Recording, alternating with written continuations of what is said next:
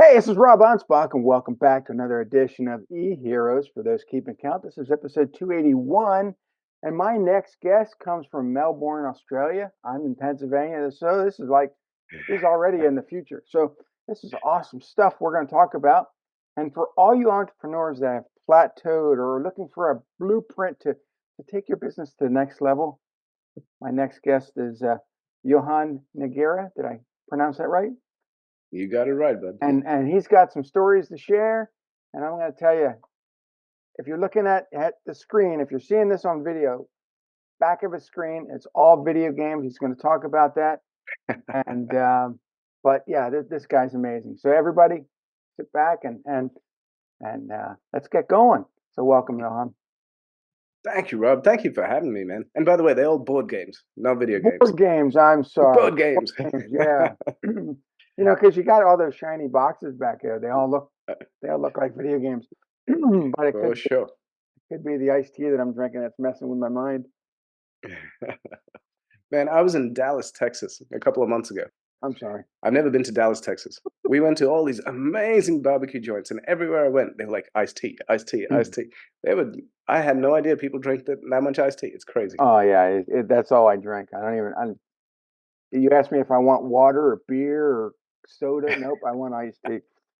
But the thing that if you ever go to Dallas, it's always iced tea and meat, all kinds of Yes. meat. And I'm like, so we were in Dallas, then we went down to San Antonio, then I went into Mexico, and it's all meat.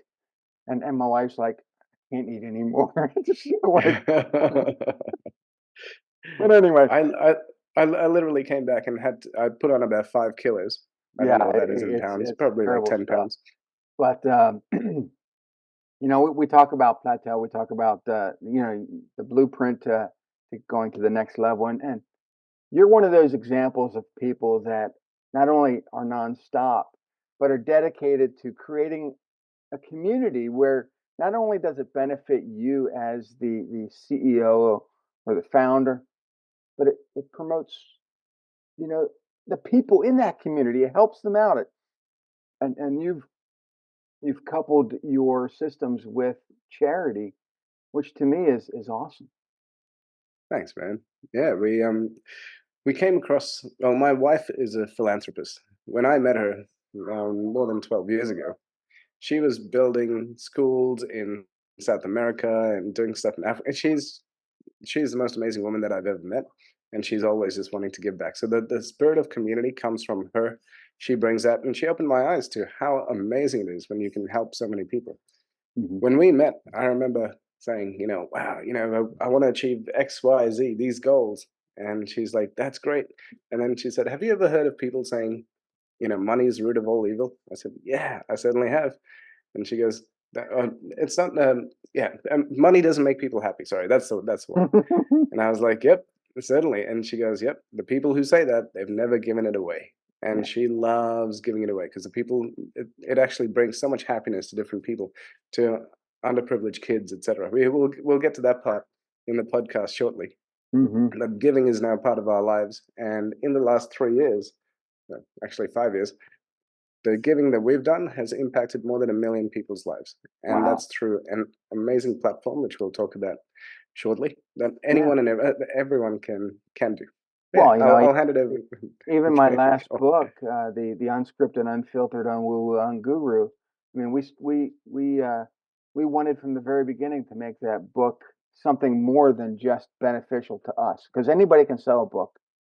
But Yep. you know, our goal was to make sure that the money that was made from the sale of that book went to a good cause, and it went to, my co-author's philanthropy, which, it's called the Beach Bum Philanthropy, and they make they give away all kinds of great food and services to homeless, and it's phenomenal what you can do, if money is not, your primary objective.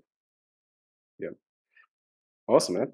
So, we off air we talked about, both of our digital agencies and some of the frustrations that we have, but you've gone beyond that, and you have the whole SaaS, the the service, or the software as a service.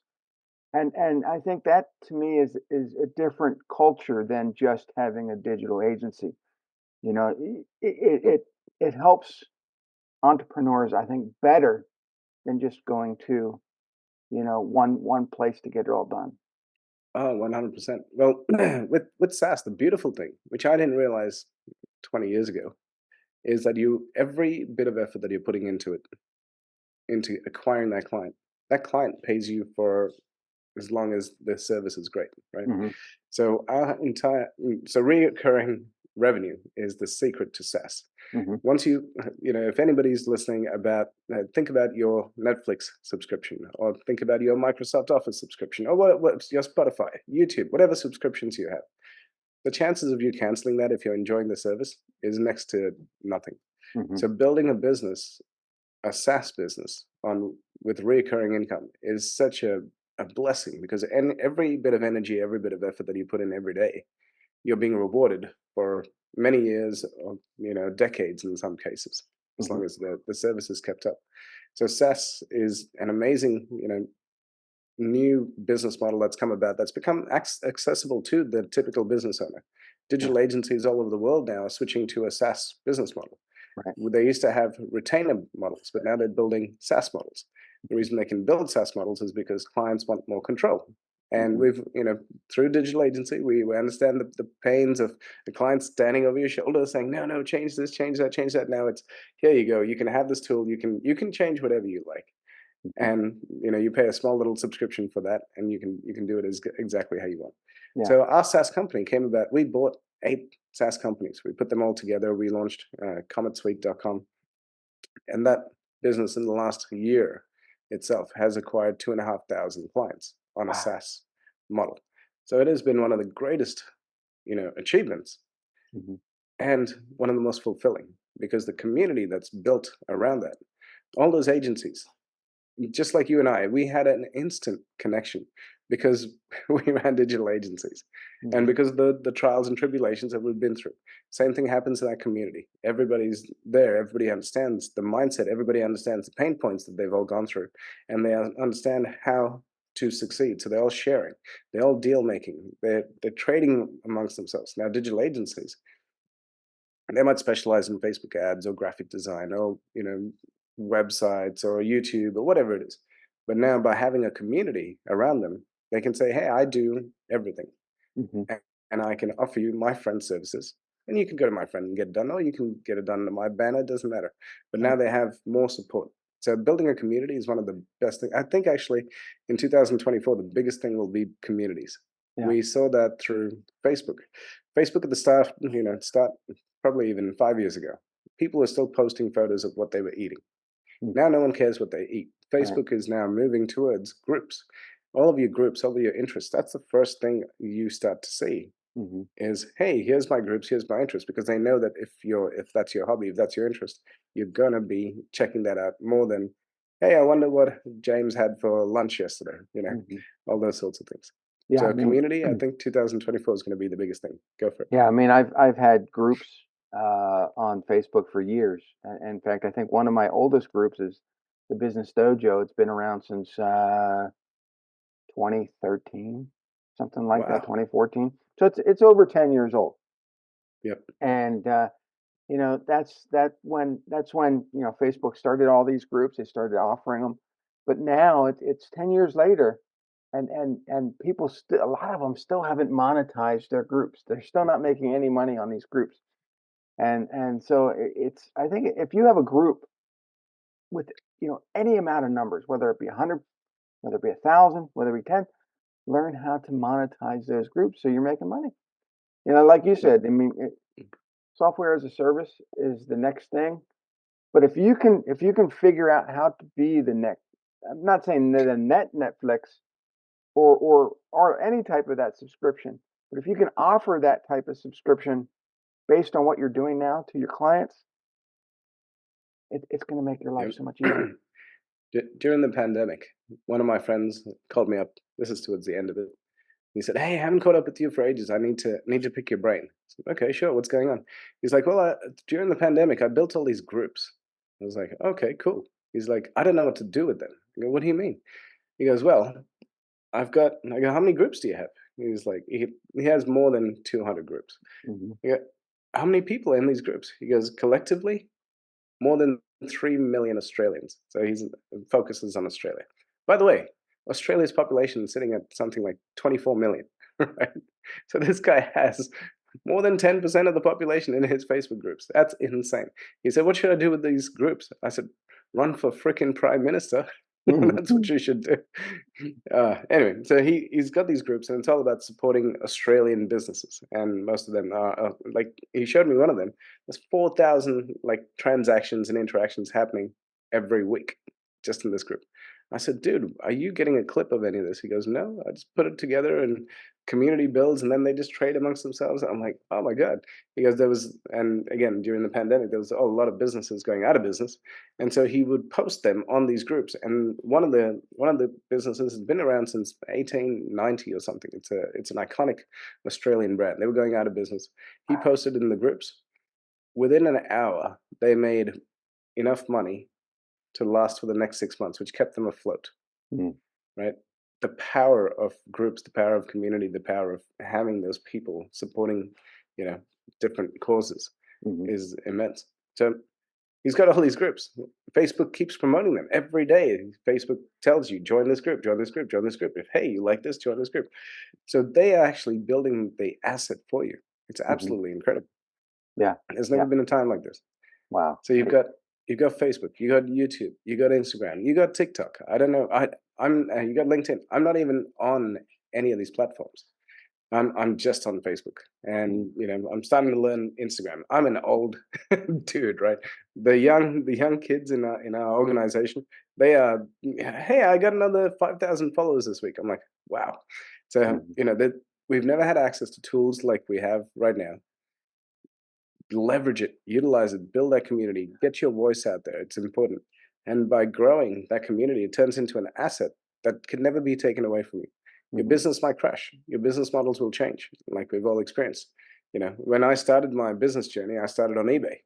Then I got into affiliate marketing. Then I started building websites. Then I started building technology for buildings and airports, and now here we are building SaaS companies that are all to do with AI. Yeah. So your product will change. Oh yeah. The Yeah. tribe doesn't. The course of my consulting business. I mean, I started this agency back in 2001. Before some of this technology wasn't even around. We just had websites. Didn't even have social media. And so, if you look around at what you're doing and you see, the products that you're going to need, take advantage of them. Your business may evolve. It may fall flat. I mean, you got to take the risk every day. I mean, I look at the things that I'm using today versus how I started, and we're putting out thousands of pieces of content every week, and people are like, "Well, Rob, you're a machine." I'm like, "No, I just use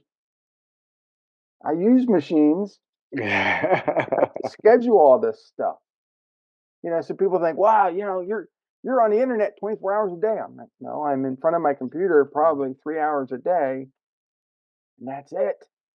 You Yep. know, I've S- Sam streamlined the Altman. time I'm in the office to 4 hours a day, and in those 4 hours, I hyper focus. I write blogs, I write books, I create content, and then I'm done. I'm out. I go do something else, and people That's just don't amazing. understand that.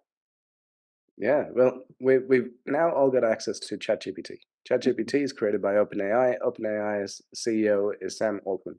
Sam Altman has now said that in the next couple of years, we will see the rise of the first solopreneur who will be a billionaire. Hmm. The reason it was never possible before. You couldn't Yeah. run a billion-dollar company before by being by yourself. Now, with And the advent of they just launched. AI, They just launched, I you think, go, Sora, which is going to do all video stuff for you, and you don't even have to.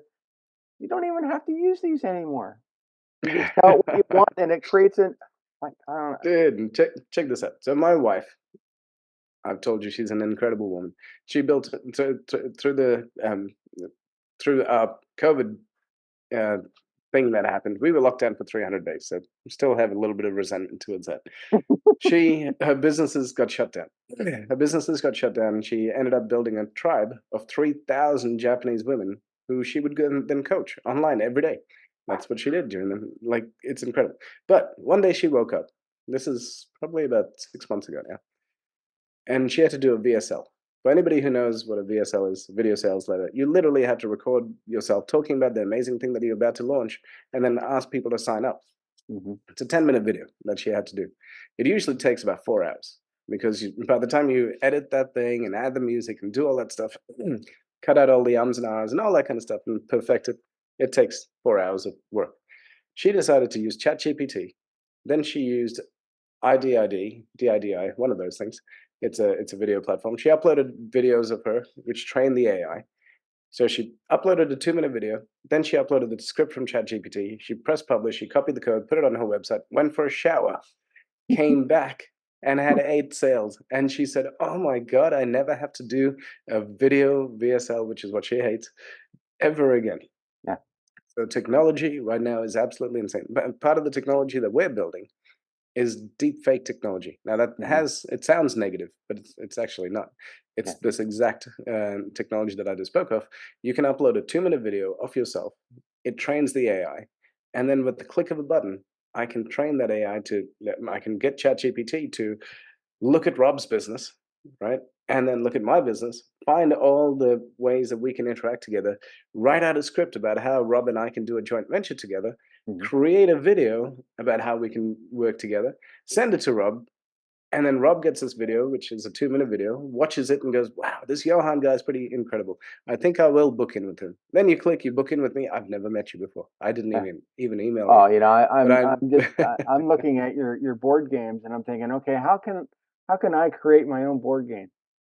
Oh, dude, I can talk to you about that for hours. I've got 53 board games in development over the last lot of years. My You wife is know, like, I have a whole series. I have a whole series of Rob versus books, and they started out as Rob versus the Scammers was the first one because I was dealing with these, and now it's all AI. phone.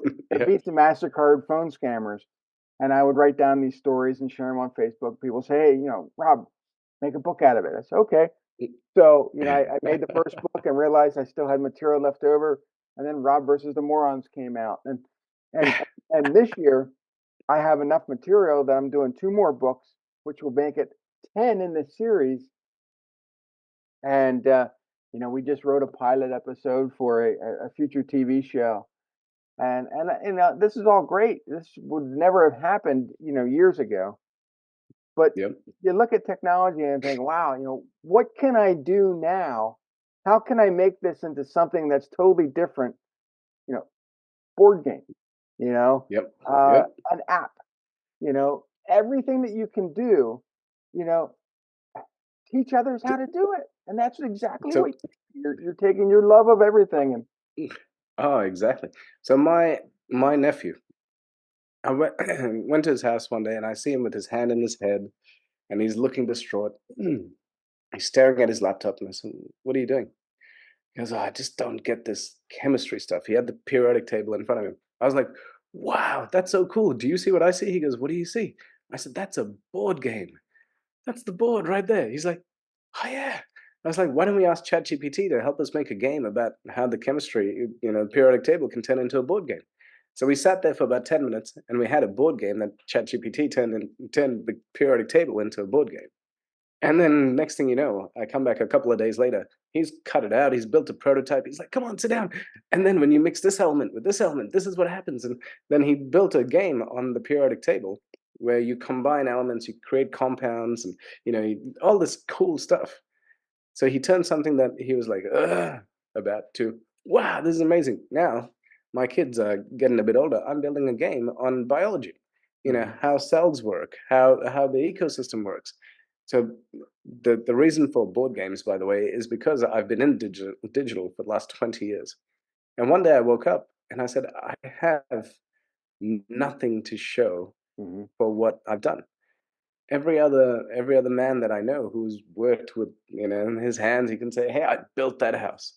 Hey, I did this, I did that." I cannot show anything because all the technology is obsolete 1 year later. Websites are obsolete, apps are obsolete, any tech that we built. Whereas the board games sitting behind me, they last. I've got some here that are from the 50s. Right? Yeah. I collect old board games. Um, yeah. So now by taking that knowledge, so many smart people taking their knowledge, turning it into board games, is a passion of mine. That's what I do for fun. I'm on the Wildlife Foundation board. We're building a board game on biodiversity, on how to increase biodiversity and how important it is for the planet and all this stuff, which will then be used for an educational for schools and communities, etc. So yeah. Anyway, I'm ranting about board No, games, but I'm it's just one of the easy. It's one of the greatest learning tools. I'm brainstorming along. Wow, the whole Rob versus the scammers could be turned into a board game where you're avoiding all the scammers and oh my God, you just got me going crazy here. But yeah, there's so many. There's it's I love playing Monopoly. Nobody else in my house loves it because I always win. But it's I love going back and playing board games. When I go camping, there's always a board game. And it's one of those things that you can do if the grid ever goes down and we lose, you know. Um, Yep. and when I go Power. camping, there is no internet service. I have to think, how can I win this game without dependency on this thing? On cell phones and So computers and exactly. We just had a major, like, this is the first time in my lifetime we've experienced like a mini tornado just ripped through our entire place. Never has it ever happened here before.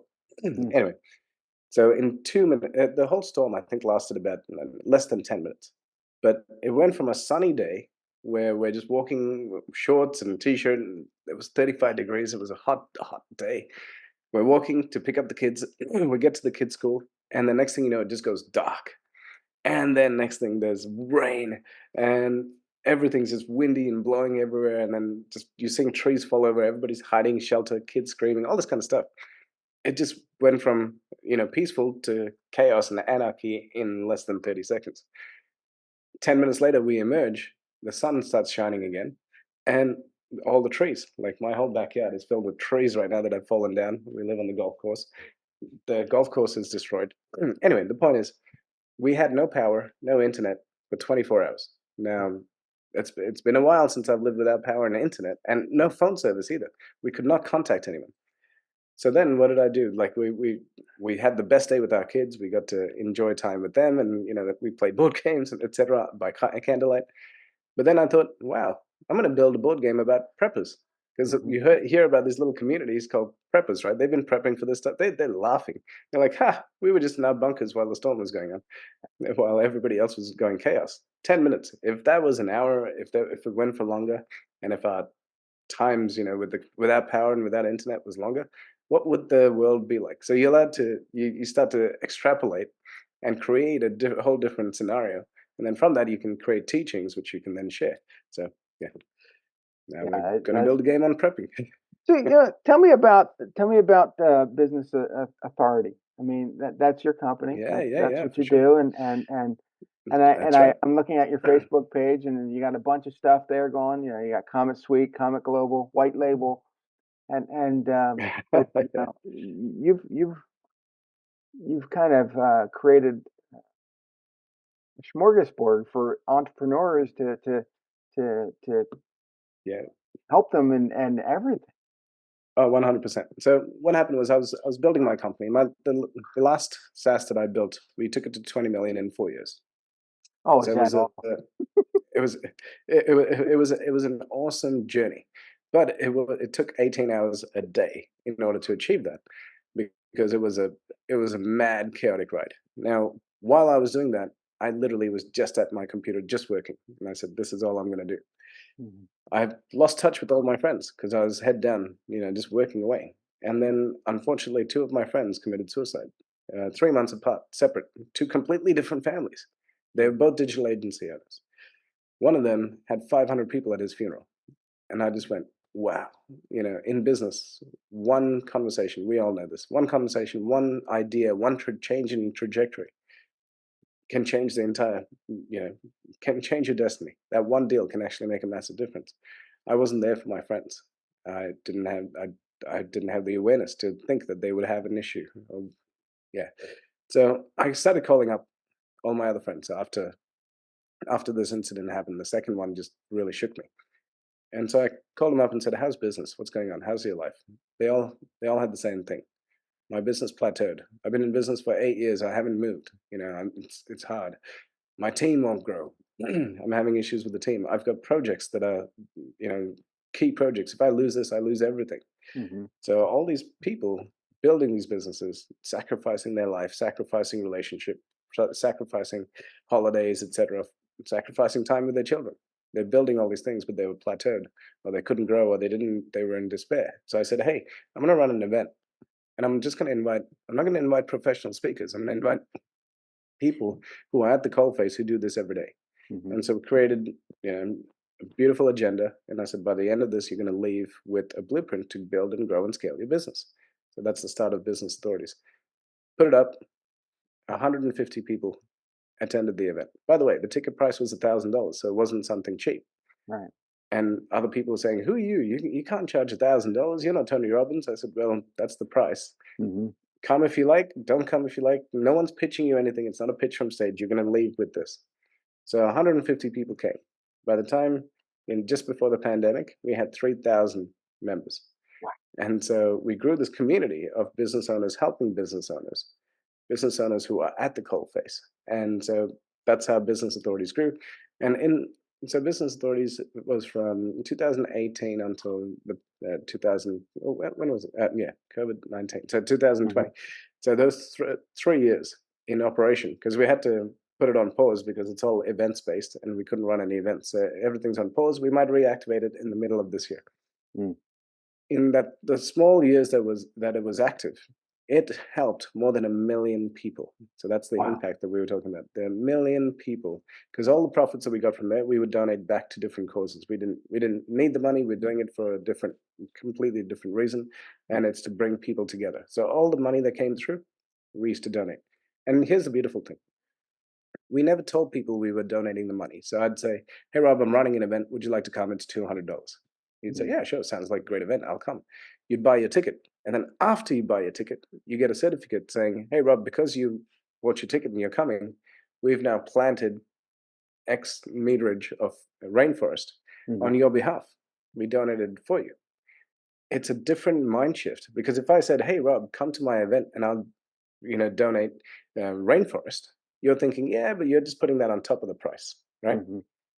Whereas if you just do business as usual and then you get a certificate saying, "Hey, we just because you came, we've created all this rainforest. Thank you so much."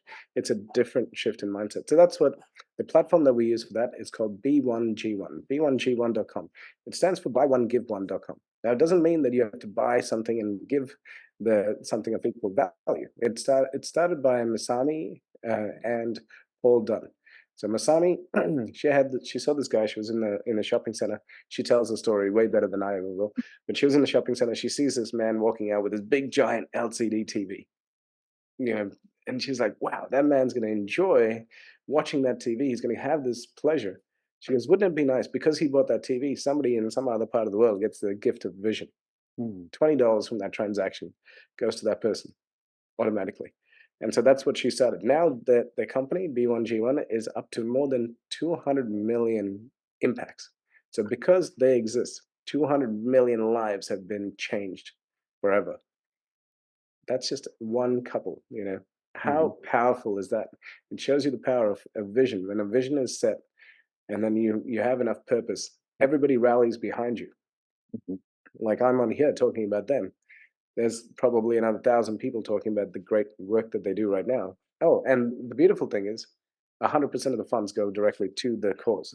So with most Wow. charities, unfortunately, only Yeah. 10 or 20% that you donate goes to the end If person if because it's all if chewed up in admin right. fees, right? Yeah, I know This some one, charities that get, 100% goes. the yeah, some charities are even worse than that. So, how do people find you? Where can they go? Yeah, for sure. So you can find me on Facebook. You can email me at Johann, Johann, at businessauthorities.com. That's the best email to get me on. And yeah, I'm jump on Facebook, message me. I'm on there. I'm prolific on Facebook. If you message me on LinkedIn, unfortunately, I'm not that good with LinkedIn, although I should be. But yeah, Rob, it has been an absolute pleasure to be here. Thank you so much And for this is what makes Johann it's an honor. an e-hero. And we're running out of time. He has to go to a webinar.